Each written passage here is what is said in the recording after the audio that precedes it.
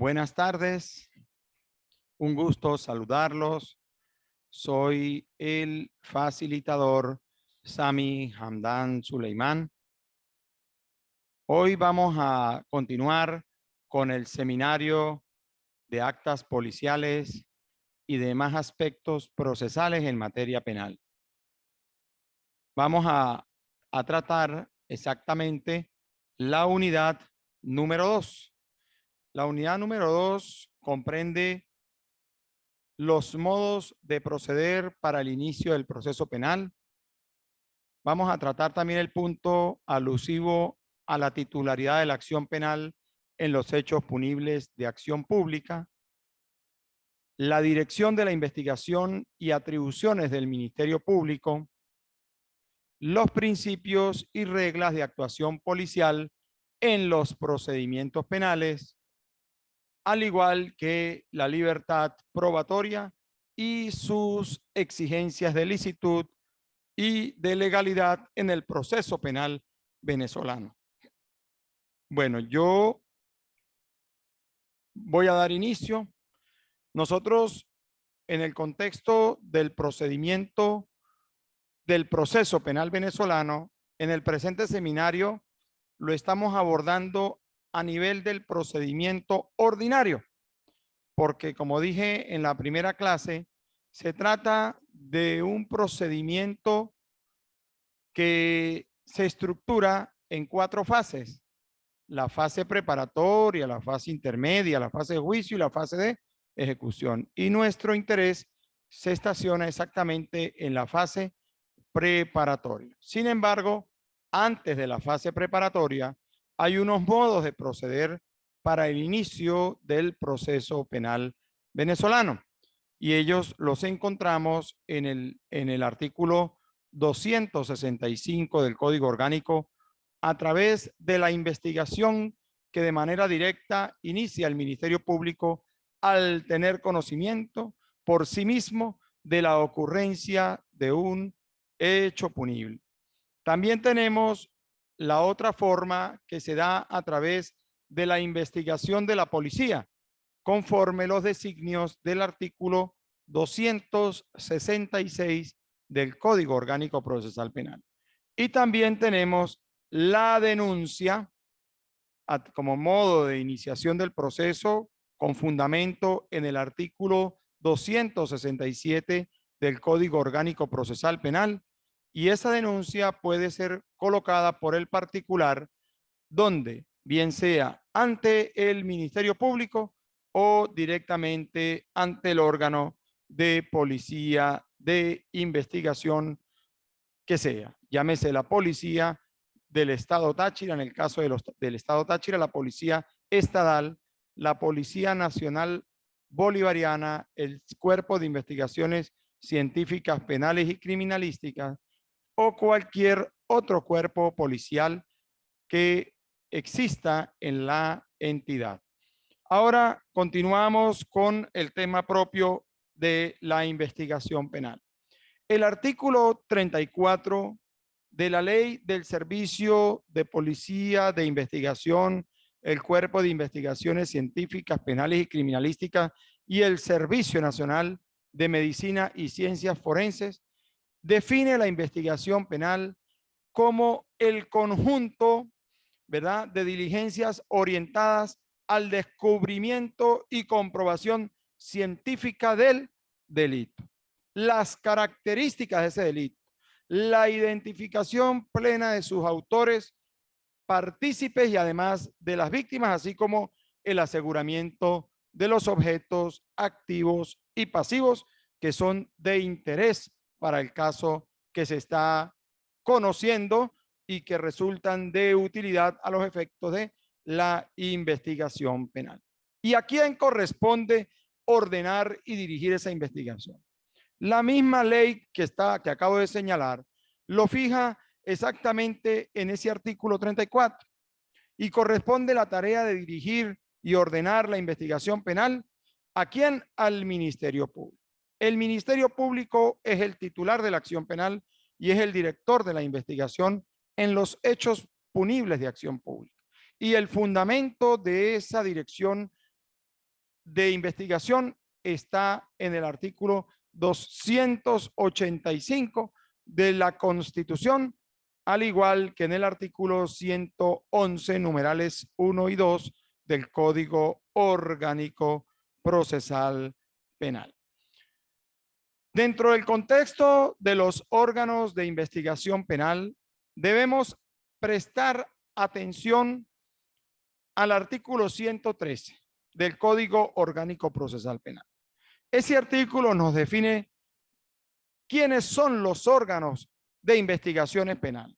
Entonces allí nos dice que son órganos de la policía de investigaciones penales los funcionarios a los cuales la ley acuerde tal carácter y todo otro funcionario que deba cumplir funciones de investigación que este código establezca. Nosotros aquí hacemos un paréntesis. Cuando ubicamos en atención a la naturaleza de los delitos, nosotros debemos tener muy presente que un homicidio intencional en sus diversas modalidades, sea simple, calificado o agravado, es obligación del fiscal de manera responsable designar como órgano de apoyo a la investigación a través de la orden de inicio de investigación al Cuerpo de Investigaciones Científicas Penales y Criminalísticas, por la naturaleza misma del hecho. Recordemos que ese es el cuerpo técnico, es el cuerpo científico.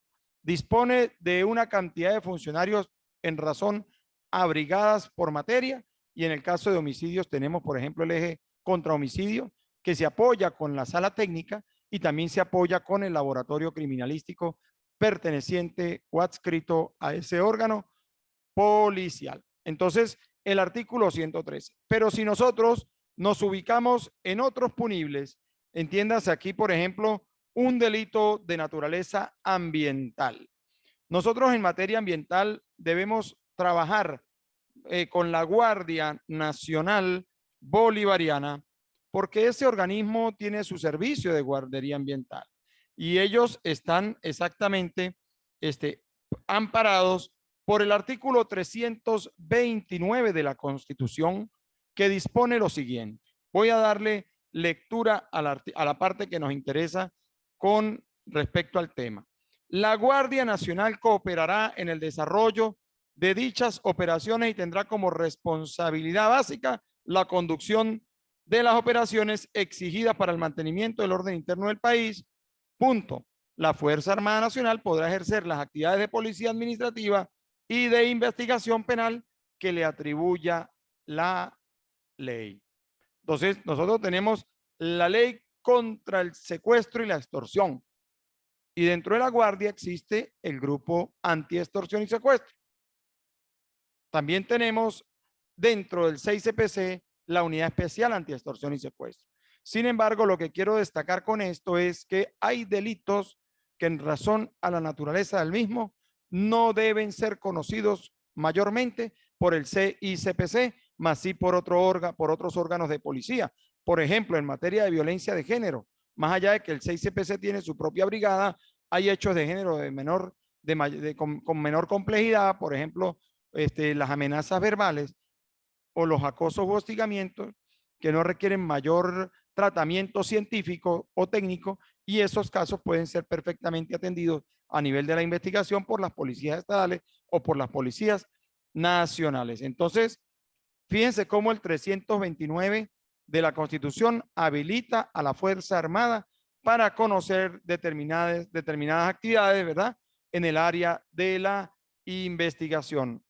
Casos de contrabando, delitos económicos, delitos contra el medio ambiente, en fin, hay delitos que sí perfectamente pueden ser conocidos por la Guardia Nacional.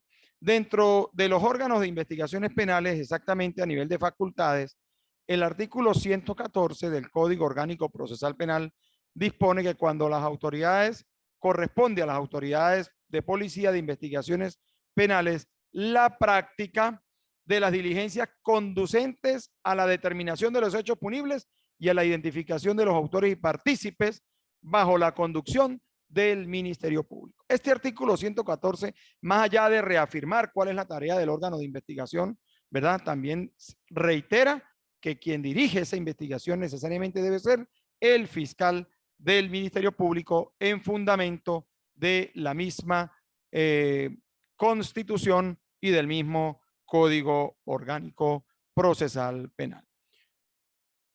Estamos en plena investigación.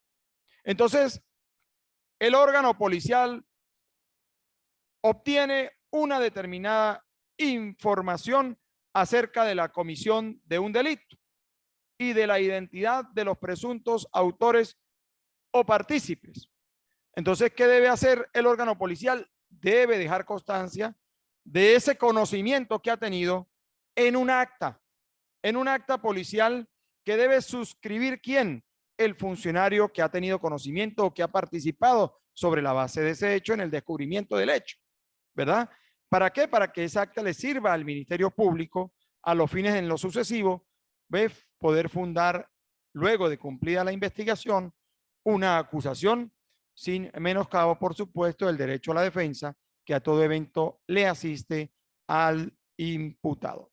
Todas las actuaciones que cumpla un órgano de investigación penal debe estar acreditado en documentos, en actas policiales, en actas de inspección técnica, en experticias, en fin, todos esos documentos son necesarios a los efectos de poder acreditar en la fase preparatoria la ocurrencia del hecho punible.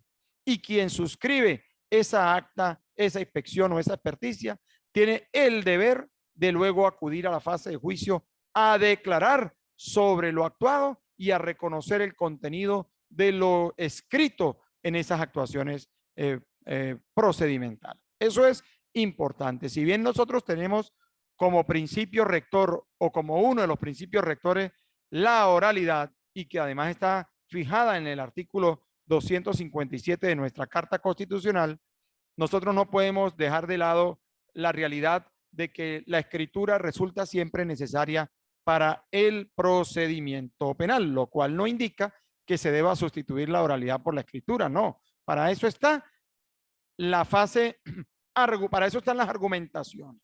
Y la argumentación en el desarrollo de cualquier audiencia debe darse a través de la palabra, a través de la voz en las diversas etapas del proceso. Porque cuando se presenta un detenido en flagrancia, el fiscal lo presenta a través de la oralidad, acreditando las actuaciones, los documentos que tiene. Y el defensor, cuando defiende a ese sujeto activo que ha sido detenido, también lo hace a través de la voz, a través de la oralidad, más allá de los escritos que pueda consignar. Ahora, esa información que obtengan los órganos policiales y que deban plasmar en un acta está suficientemente explicado en el artículo 115 del Código Orgánico Procesal Penal. También tenemos el deber de información. Artículo 116. Los órganos de policía de investigaciones penales, en los plazos que les haya sido fijado desde el punto de vista de la ley o por el mismo Ministerio Público, en el marco de una investigación, deben comunicarlo en el tiempo estipulado al fiscal. En ningún caso los funcionarios pueden dejar pasar 12 horas sin dar conocimiento al Ministerio Público desde el momento en que han tenido conocimiento del hecho. Por ejemplo, si la policía X está patrullando por una calle de la ciudad y ocurre en ese momento un robo y la policía activa la persecución por el clamor de la víctima y de la colectividad, alcanzan a esa persona autora del robo, la detienen, ubican sobre sí misma el arma de fuego empleada y el objeto despojado a la víctima y materializan su aprehensión. El órgano policial a partir de ese momento tiene hasta 12 horas para participarle lo ocurrido y la detención de esa persona al fiscal del Ministerio Público de Guardia, que en este caso la realidad actual nos indica que es el fiscal con competencia en la presentación de detenidos que corresponde a la sala de flagrancia. Entonces, aquí tenemos que hacer nosotros énfasis en que el funcionario tiene la obligación de participar Y el funcionario no está apartado ni está desligado del cumplimiento de las diligencias urgentes y necesarias que nos indica el artículo 266 del Código Orgánico Procesal Penal. ¿Y qué nos dice ese artículo 266? Presten bastante atención a esto. Este es un tema sumamente importante. Más allá de ser retórica, en muchas ocasiones a nivel de las audiencias, no deja de ser válido para que un abogado defensor lo pueda alegar en el desarrollo de una audiencia. Dice el artículo 266 del Código Orgánico Procesal Penal: si la noticia es recibida por las autoridades de policía, estas la comunicarán al Ministerio Público dentro de las 12 horas siguientes y solo practicarán las diligencias urgentes y necesarias. Entonces, ahí están las 12 horas. ¿Y qué significan las diligencias urgentes y necesarias que puede practicar el órgano policial sin la instrucción hasta ese momento del fiscal del Ministerio Público? Bueno, esas diligencias urgentes y necesarias están dirigidas ¿a qué? A identificar y ubicar a los autores y demás partícipes del hecho punible ocurrido, además del aseguramiento de los objetos activos y pasivos relacionados con la perpetración. Ese es el artículo 266. Ejemplo, ya lo referí hace rato, el robo. Se produjo la aprehensión de una persona en la ejecución del delito de robo agravado. Entonces, ¿qué pasó? Recuperó la policía el arma de fuego. Recuperó la policía el objeto que le despojaron a la víctima, que en este caso lo podemos ejemplificar con un teléfono celular. Bueno, allí hay dos elementos asegurados. Esos elementos deben estar perfectamente descritos y deben ser trasladados al laboratorio criminalístico para su evaluación, para su experticia correspondiente. Pero para poderse trasladar al laboratorio, necesariamente desde el hallazgo de esos elementos, llámese el arma y el teléfono despojado a la víctima, deben tener sobre sí el registro de cadena de custodia fijado en el artículo 187 del Código Orgánico Procesal Penal en aras de satisfacer el principio de mismidad de la evidencia y asegurar que lo localizado en poder del sujeto se trata de lo mismo que fue colectado, trasladado al laboratorio, experticiado y luego recluido esos objetos, arma y teléfono, en la sala de resguardo de evidencias del organismo policial actual. Entonces, hay que preservar el elemento material probatorio, en este caso la evidencia física. Y es importante por eso tener muy en cuenta que ese artículo 266 habilita al funcionario a cumplir con esas diligencias urgentes y necesarias. De manera que cuando el fiscal de flagrancia vaya a presentar ese detenido en la audiencia que debe cumplirse dentro de las 48 horas de la contadas a partir de la aprehensión, ¿verdad? Se pueda acreditar el delito. El acta policial, la inspección técnica del sitio y las experticias para poder demostrarle al juez que ciertamente el delito se ha cometido. No puede el policía llegar y decir, yo no hice nada porque me quedé esperando la llamada del fiscal. No, tiene 12 horas para cumplir con las diligencias urgentes y necesarias. Y si el funcionario tuviere dudas sobre qué hacer, pues eso no le impide a él hacer el llamado al fiscal a la primera, a la segunda, a la tercera hora, más allá de que esté aún dentro de las 12 horas. No es obligatorio dejar agotar las 12 horas. Se puede hacer la llamada antes de las 12 horas para poderse ilustrar de buena manera sobre lo que debe hacer en función a la detención y al hallazgo de esas evidencias físicas que terminarán siendo elementos materiales probatorios a fin de acreditar el delito y determinar la responsabilidad penal del sujeto que ha sido detenido. Ahora bien, lo dije al principio, ¿quién es el titular de la acción penal en los hechos punibles de acción pública en Venezuela? Aquí tengo que hacer otro paréntesis más, porque nosotros en Venezuela tenemos delitos de acción pública y delitos de acción privada. Cuando hablamos de los delitos de acción pública, pues el titular de la acción penal es el fiscal del Ministerio Público. ¿Y dónde encontramos ese fundamento? Ubiquemos en la Constitución. Son atribuciones del Ministerio Público, artículo 285. Numeral tercero. Numeral cuarto, perdón. Ejercer en nombre del Estado la acción penal en los casos en que para intentarla o proseguirla no fuere necesaria instancia de parte, salvo las excepciones establecidas en la ley. ¿Qué significado tiene eso? Que hay delitos en Venezuela que no son de acción pública, que más allá de estar previstos en el Código Penal y en algunas leyes especiales, como por ejemplo la ley de propiedad industrial, que trae todo el tema delictual en cuanto a las marcas, esos son delitos a instancia de parte agraviada, de acción privada que solo faculta a la propia víctima poder intentar la acción penal.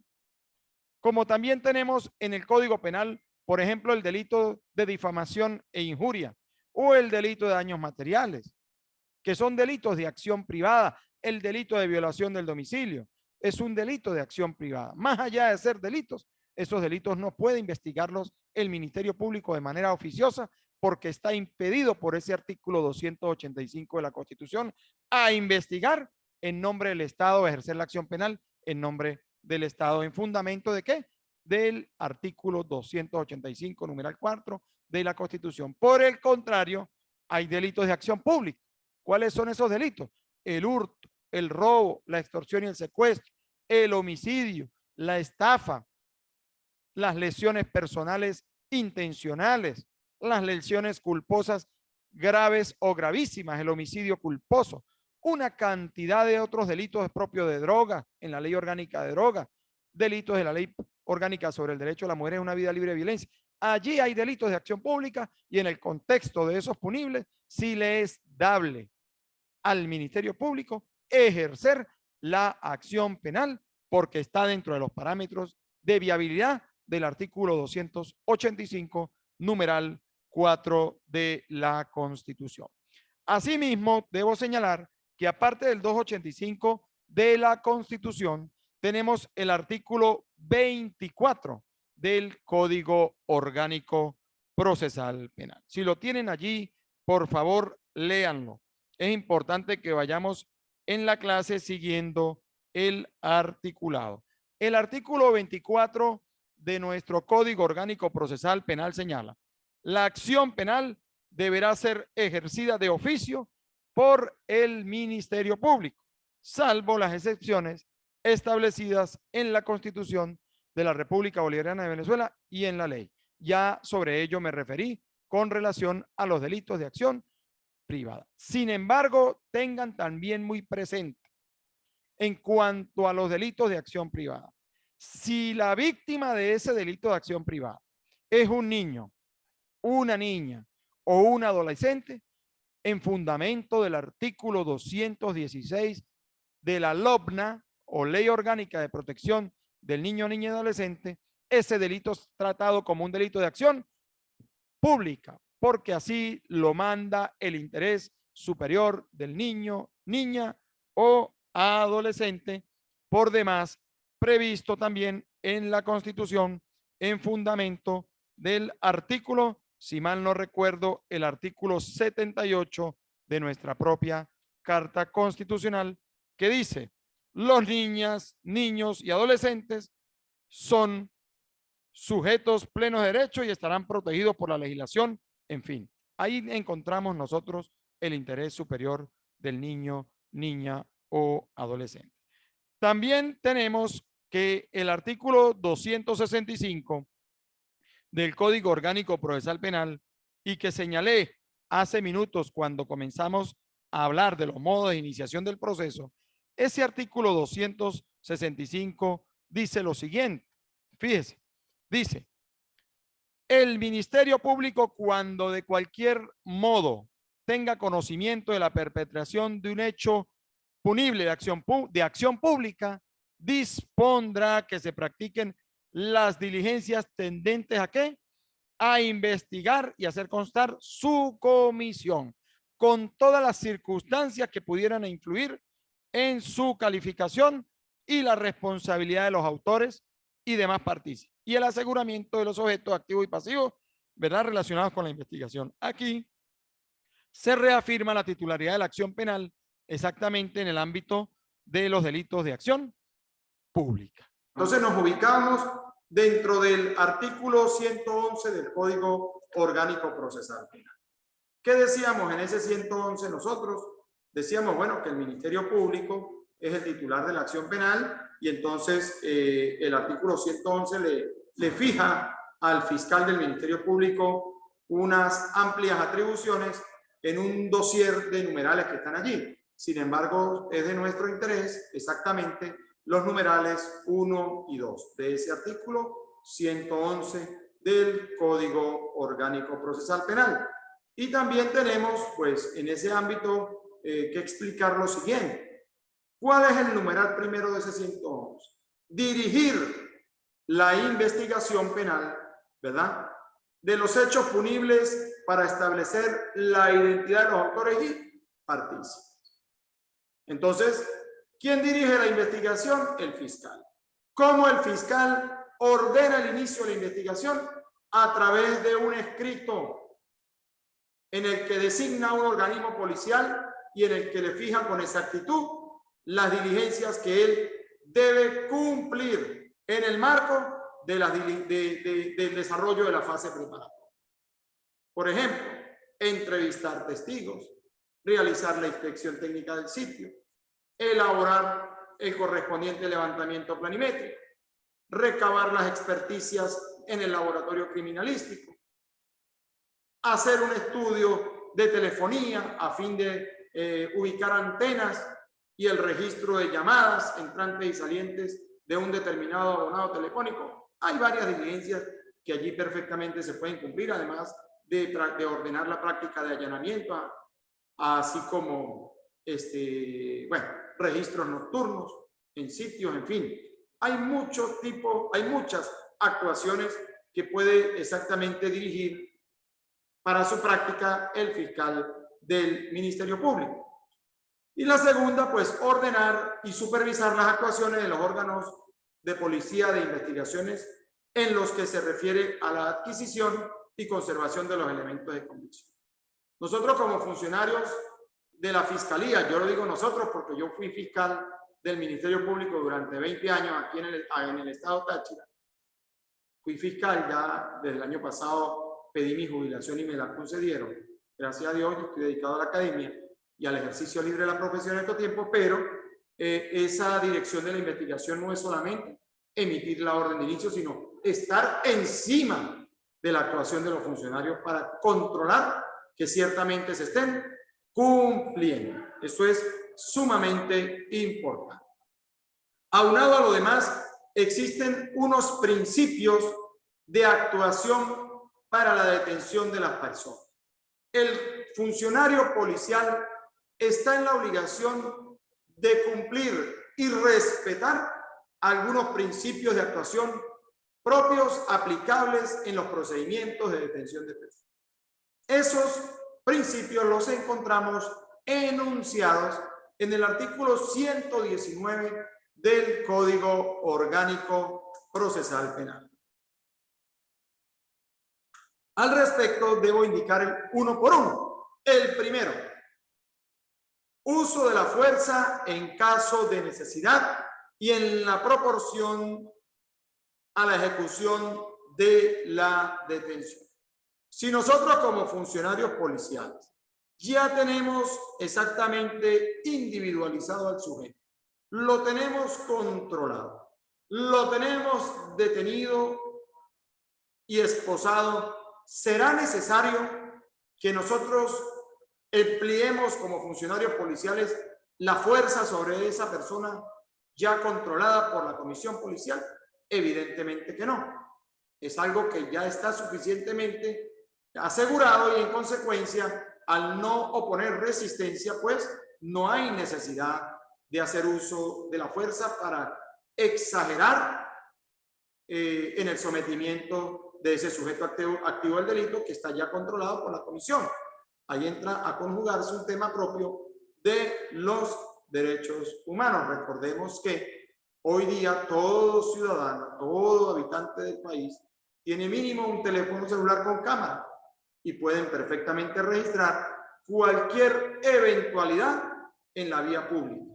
Entonces, el funcionario debe cuidar su actuación y usar la fuerza solo en caso de necesidad y en la proporción con relación a la ejecución de la detención.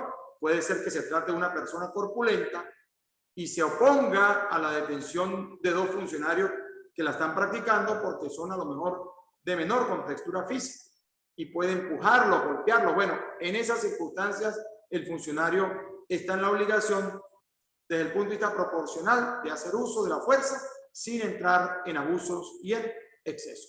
Segundo, no usar armas salvo que haya resistencia que cause riesgo a la vida o integridad física de las personas. Si están en plena persecución de un sujeto, si están en plena persecución y el sujeto activo del delito desenfunda un arma de fuego con el ánimo de atacar a la comisión que lo está persiguiendo, pues en esas circunstancias el funcionario se va a ver en la obligación de hacer uso del arma, pero de manera responsable y seria. No va a disparar a cualquier sitio. Él tendrá que afinar el uso del arma de manera muy certera a fin de a lo mejor neutralizarlo, pero no neutralizarlo quitándole la vida, sino causándole a lo mejor el temor con un disparo al aire o en consecuencia un disparo en un órgano que no resulte vital para la vida de esta persona. También tenemos los prohibidos los actos de tortura u otros tratos o castigos crueles, inhumanos o degradantes. Nosotros en Venezuela tenemos desde el año 2013 vigente la ley para la prevención de la tortura, los tratos crueles, inhumanos y degradantes. Y muchos funcionarios policiales a estas alturas de la vida aún desconoce el contenido de esa ley.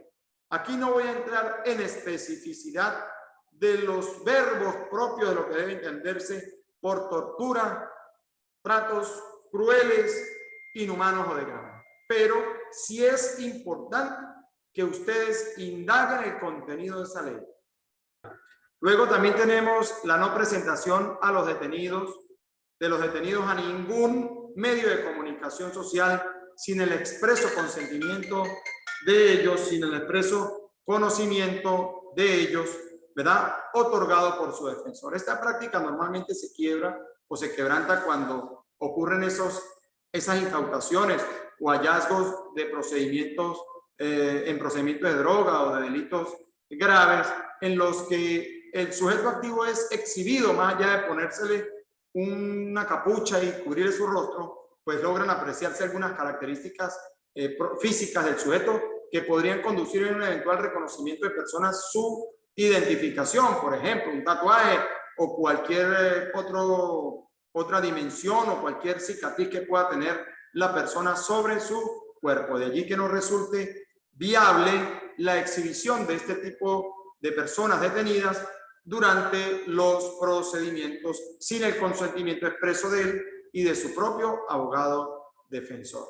También nosotros encontramos que el funcionario debe cumplir con unos parámetros que exige la misma ley, y es que, como en Venezuela, el anonimato está prohibido en la actuación policial, excepto en las operaciones encubiertas que autoriza la misma ley orgánica contra la delincuencia organizada, previa autorización del juez de control de garantías en Venezuela, pues el funcionario tiene la obligación de identificarse siempre como agente de la autoridad y asegurarse también de la identidad de la persona o personas que estén practicándoseles la detención correspondiente. También es obligación del funcionario participarle al detenido acerca de sus derechos. ¿Y dónde están esos derechos? Los encontramos en el artículo 49 de la Constitución y en el artículo 127 del Código Orgánico Procesal Penal. También está en la obligación el funcionario de permitirle al detenido por lo menos que éste se comunique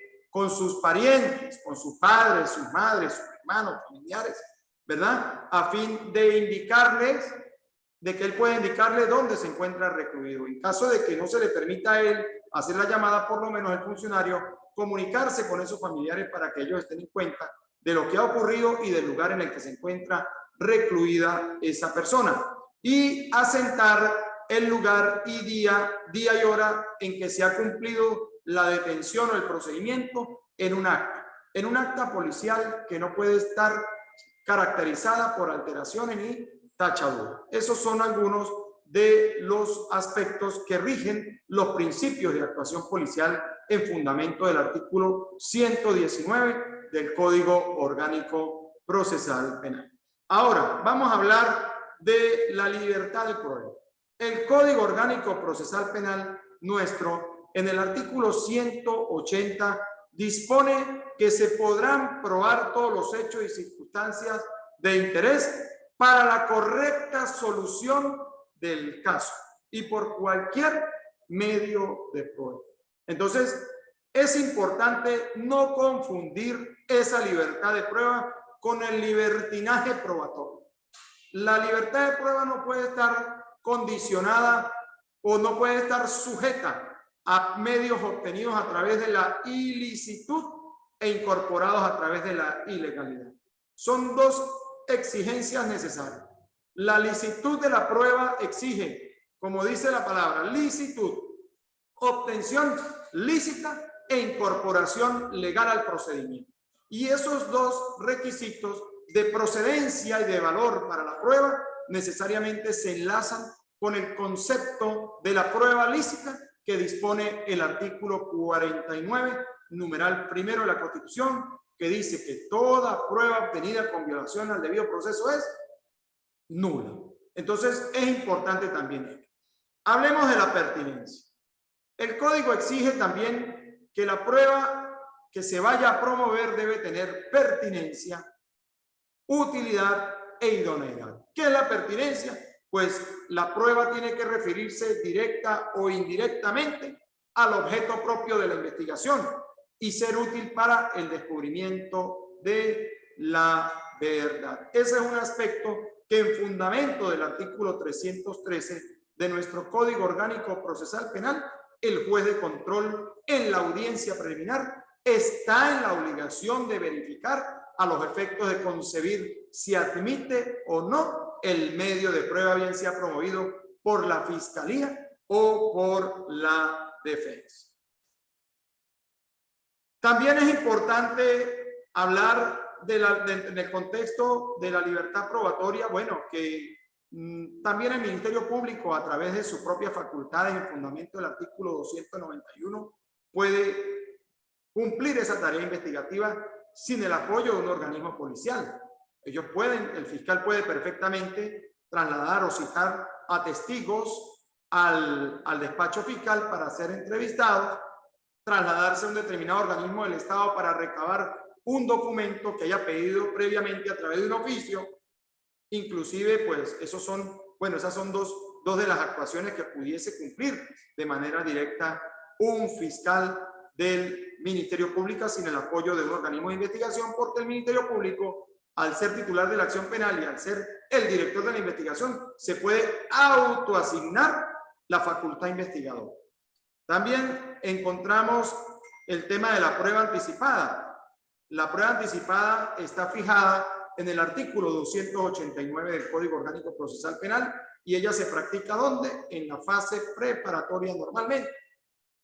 La prueba anticipada se recaba en la fase preparatoria y esa regulación está fijada en el 289 y ella perfectamente resulta dable, bien sea para practicar un reconocimiento, inspección o experticia que por su naturaleza y características en todo caso deban ser consideradas como actos definitivos e irreproducibles o cuando deba recibirse por lo menos una declaración que por algún obstáculo difícil de superar se presuma que no pueda hacerse más adelante durante el juicio, como bien pudiese ocurrir con una persona que pueda estar sufriendo una enfermedad en fase terminal y se sepa que para el venidero juicio, que a lo mejor es en 2 o 3 meses, no pueda concurrir y contenga información valiosa para el procedimiento que en todo caso se está adelantando a los fines del alcance de la verdad en fundamento del artículo 13 del Código Orgánico Procesal Penal. Esa prueba anticipada se materializa o se cumple normalmente ante el juez de control en la fase de investigación o fase preparatoria. A esa audiencia de prueba anticipada acuden tanto el fiscal, el sujeto activo del delito, en este caso el imputado, el testigo que va a rendir el testimonio, ¿verdad? Y también acude el abogado defensor, además de constituirse allí el tribunal de control, entiéndase el juez de control, el secretario y el alguacil que conforman exactamente el tribunal. Entonces, en cuanto a la licitud de la prueba, reitero, el artículo 181 del Código Orgánico Procesal Penal fija los elementos de convicción para que un medio probatorio pueda tener valor. ¿Y cuáles son? Primero, si han sido obtenidos por un medio lícito e incorporados al proceso conforme a las disposiciones del Código Orgánico Procesal Penal. Es importante tener muy presente ello. Allí se conjugan la licitud en la obtención y la legalidad en su incorporación. Tampoco puede utilizarse información obtenida mediante tortura, maltrato, coacción, amenaza, engaño, fraude, en fin. Si a un testigo lo entrevista un órgano policial, pero ese órgano policial amenaza al testigo para que diga lo que el funcionario quiere que diga y no la verdad, y eso resulta descubierto en la fase de investigación o en lo sucesivo, en la fase intermedia, ese hecho irregular va a generar el inicio de una investigación penal contra el funcionario que ha forzado al testigo a decir lo que no ha ocurrido o lo que el funcionario ha querido que diga.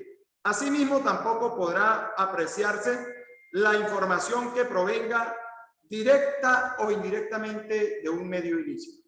Ejemplo, se hace un allanamiento en un determinado lugar, sin orden judicial y sin testigo, y ni siquiera se justifica el acceso sin la orden judicial con fundamento en alguna de las excepciones previstas en los 2 numerales del artículo 196 del Código Orgánico Procesal.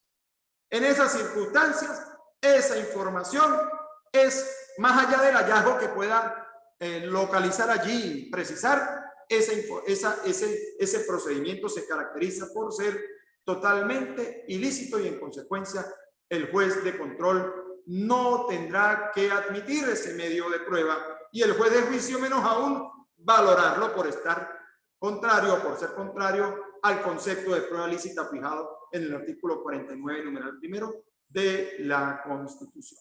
Bueno, por el día de hoy ha sido todo. Muchas gracias por acompañarme en esta clase de la tarde de hoy. Yo quiero despedirme de ustedes de buena manera, felicitarlos, perdonen las 2 interrupciones, son asuntos que no son imputables a la institución, sin embargo es un tema de energía eléctrica, pero ya ha sido suficientemente superado porque gracias a Dios la institución tiene las plantas que habilitan el funcionamiento para poderles garantizar a ustedes la clase que ustedes se merecen. No sé si quieran decir algo, por favor, si quieren hacer alguna pregunta en este momento, si desean participar. Nos quedan escasamente 3 minutos y quisiera pues cederles el derecho de palabra a ustedes.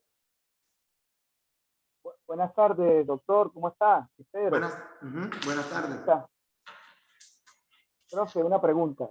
Por decirse, en una demanda por razones personales, un ejemplo, una riña callejera, una persona demanda a la otra persona que le quiere imputar los hechos porque le causó una lesión personal, ¿sí? Entonces, esa demanda fue canalizada por el ICPC, policía o por cualquier órgano policial, ¿sí? Entonces, ¿cuánto esa acta policial pasa a la fiscalía como poder ciudadano en un lapso, según el 266, menor de 12 horas? ¿Cuánto tiempo tiene la fiscalía para llamar digamos, las personas, los posibles imputados, ¿no? Porque ellos no pueden ser imputados, estarían en calidad de investigación en ese momento. Sí. ¿Cuánto es el tiempo? Fíjese una cosa. Primero hay que ubicarnos en qué tema. Aquí no hay detenidos. ¿Sí? No hay detenidos. No hay detenidos. No hay detenidos. Entonces, ¿qué ocurre? Lo que yo explico con el 266, pero en este caso el funcionario tiene 12 horas para practicar las diligencias urgentes y necesarias, sin la conducción del fiscal, si lo quiere hacer así, porque se lo habilita el artículo 266. Entonces, pero si el funcionario quiere llamar al fiscal en esas 12 horas que tiene para cumplir con las diligencias urgentes y necesarias, hacerlo no está impedido. Ojo con eso, no es que el funcionario tiene 12 horas para llevar las actuaciones a la fiscalía. 12 horas para cumplir con la diligencia urgente y necesaria. Una vez que cumple con la diligencia urgente y necesaria, entrevistó testigos, practicó inspección, peticionó alguna que otra experticia necesaria en el momento, bueno, hace la participación al fiscal sobre la ocurrencia del hecho, bueno, y después de haber cumplido con los trámites internos que están dentro del mismo organismo, porque todo documento que sale oficialmente de un organismo policial a la fiscalía debe cumplir con un registro interno de salida, ¿verdad? Entonces, una vez que se ha acreditado todo eso, pues deben ser remitidas al despacho del fiscal superior para que él haga la correspondiente distribución al fiscal con competencia en razón a la materia del hecho, que en este caso hablamos de un delito contra las personas. ¿Ok? Profe, después de eso, la fiscalía, ¿cuánto tiempo tiene para llamar a las posibles, después de que ya pasan esa situación, ¿sí? ¿Cuánto la fiscalía, cuánto de tiempo tiene para llamar a las personas implicadas? No, la fiscalía, ¿qué puede hacer? Una vez que recibe eso, dependiendo, si como ahí no hay imputado, el fiscal ordena el inicio de la investigación, complementa de ser necesario algunas actuaciones que sean útiles para poder acreditar una posible imputación. Y una vez que la fiscalía imputa o solicita la imputación del autor material del delito, si estamos en presencia de un delito de lesiones leves o menos graves, o graves o gravísimas, pues están dentro de la esfera de los delitos menos graves por el artículo 354 del Código Orgánico Procesal Penal.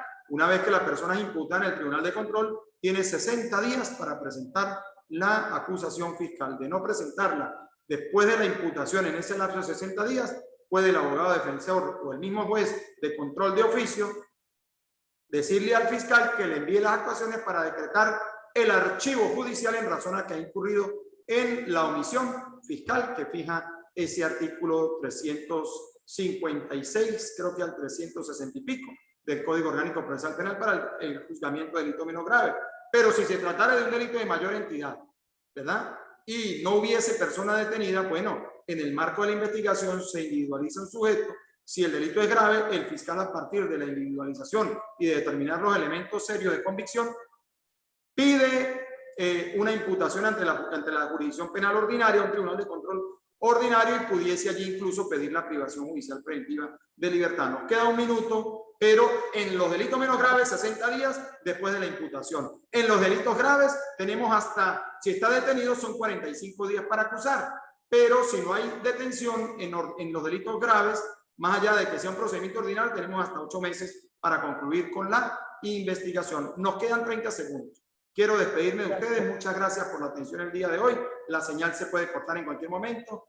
Que tengan un feliz sábado y nos volvemos a encontrar. Cumplan con las actividades y vean las actas, vean las clases, que esta sí se va a subir en el tiempo hábil, y también la de la semana pasada, que va a ser elevada esta noche o a más tardar mañana. Que tengan un feliz día todos ustedes. Hasta luego.